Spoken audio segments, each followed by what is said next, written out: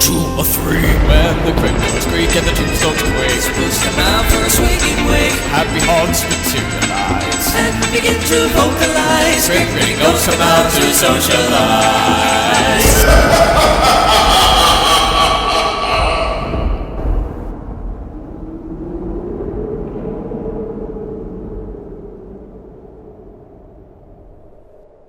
Welcome, foolish mortals, to another installment of the Haunted Mansion Show. I am your host, your ghost host. I do sincerely apologize for the dreadfully dragging delay, but things have gotten incredibly busy at our end of the cemetery. You see, since Jack Skellington is making his triumphant return at our original mansion, we had to move back to our summer house here in Orlando, Florida. I know it's rather silly of me to call it our summer house when autumn has returned, but c'est la mort. That said, we have prepared for you a special guest for our show tonight.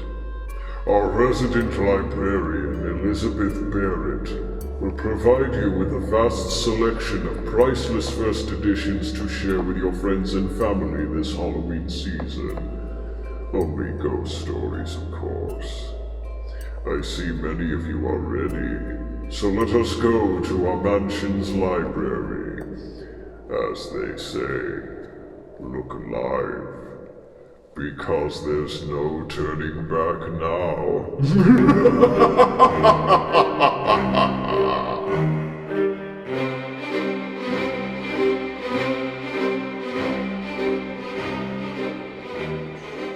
There you are. I was hoping you would grace your fleshly presence sooner or later. Excuse me just a second. Much better. Greetings, my name is Elizabeth Barrett, and welcome to our library. As you can see, we have a wide arrangement of ghost stories and supernatural accounts all recorded and placed here. You may also notice the marble busts that adorn the shelves. They are the likenesses of the greatest ghost writers the literary world has ever known. Take that one up there, for example. This is Henry James. He was best known for his tales of mystery and the supernatural. He is the author of one of the most disturbing ghost stories ever written, The Turn of the Screw, in which a ghoulish bunch of silent sentinels come and go to torment the members of an old household. The themes of his stories take away the traditional screamer ghosts and instead focus on the ghosts of reality, which I think is very clever, and that's saying something considering my circumstances. As you can see, our library's been in a state of disrepair for quite some time. But what you must always remember is that beauty is only skin deep. All that really matters is what's inside.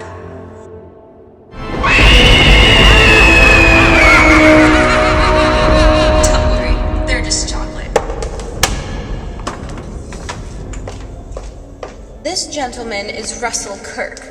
He is another ghostwriter who does not pander to readers of mere little youth, but once again caters to the doom and gloom of horror. For example, A Creature of the Twilight is about a great evil inhabiting a haunted house in Scotland. There's tragedy, comedy, and what more could you want in a scary tale? Why, thank you, Elizabeth.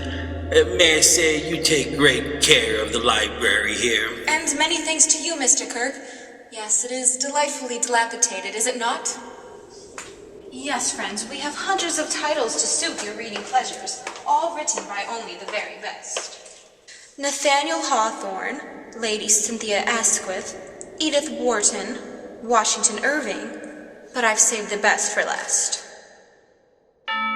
This is Edgar Allan Poe, the most famous ghostwriter of all. You might recognize him from his written works, The Telltale Heart, The Pit and the Pendulum, and my personal favorite, The Raven. Once upon a midnight dreary, while I pondered weak and weary, over many a quaint and curious volume of forgotten lore, while I nodded, nearly napping, suddenly there came a tapping, as of some one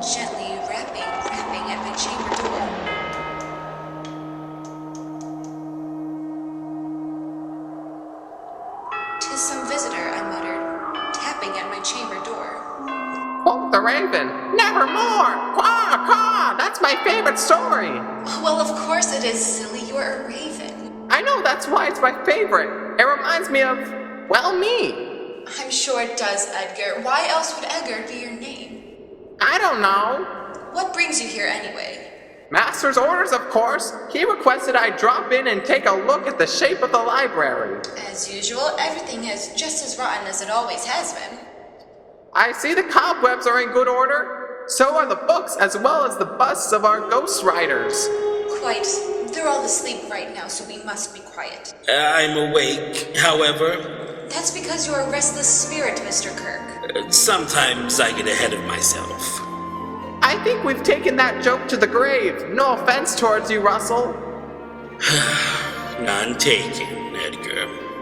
Did somebody call my name? I'm sorry, Edgar, but I was referring to Edgar. I'm terribly sorry, my good fellow, but I'm confused by your statement. Never mind it, Edgar. I say, why are you talking to yourself?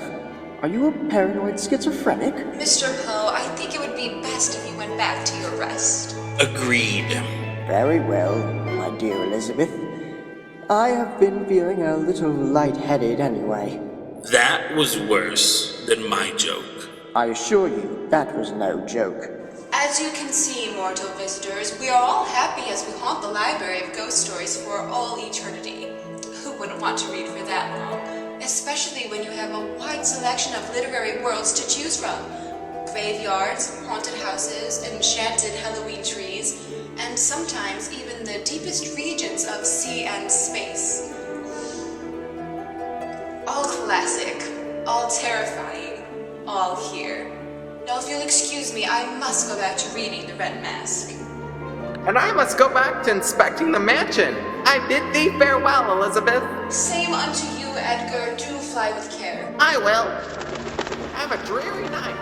You too. Goodbye, fellow readers. Do come back again soon.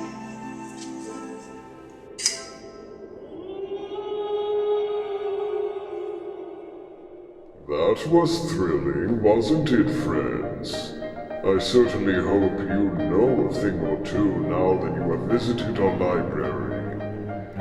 As you know, the ghost writers have decided to retire here to the haunted mansion, and it is graciously grateful to have their ghoulish presence haunt these halls for eternity.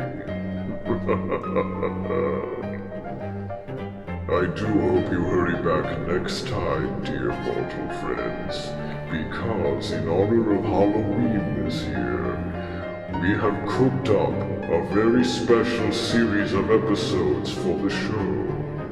They are aptly titled Infamous Souls of the World, where we take a look at many of our ghosts and Halloween icons, if you will. Vampires, mummies, werewolves, witches. They will all be discussed here throughout the month of October, so be sure to hurry back when that happens. Speaking of which, MiceChat.com has begun a horrific metamorphosis. For the Halloween season has not only kicked off here at the Magic Kingdom with Mickey's not-so-scary Halloween party, but other parts of the world have begun their disquieting metamorphosis for the chilling season of All Hallows Eve, such as Universal Orlando's Halloween Horror Nights, Universal Hollywood's Halloween Horror Nights, try saying that 3 times, Hollow Scream at Busch Gardens, Not Scary Farm, among others. They are a little too disturbing for our tastes being in the Magic Kingdom, but to each their own. If you want to learn more about these events, you can learn all about their coverages at MiceChat.com. So be sure to drop in and pay us a visit, won't you? Hark, the time has come for us to say goodbye. Bon voyage, as we say, and rest in peace.